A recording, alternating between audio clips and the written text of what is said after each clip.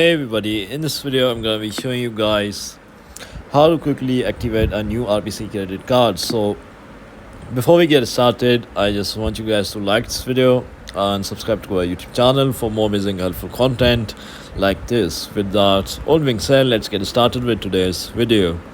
Alright guys, so first of all, you just have to open up your internet browser. So it doesn't really matter if you're on an iPhone or Android device or a computer or laptop device. Just open up your internet browser and type RBC credit card activation, right?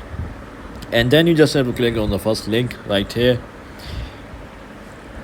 and now you should be redirected to this page. So to get started, you just have to enter your 16-digit credit card number.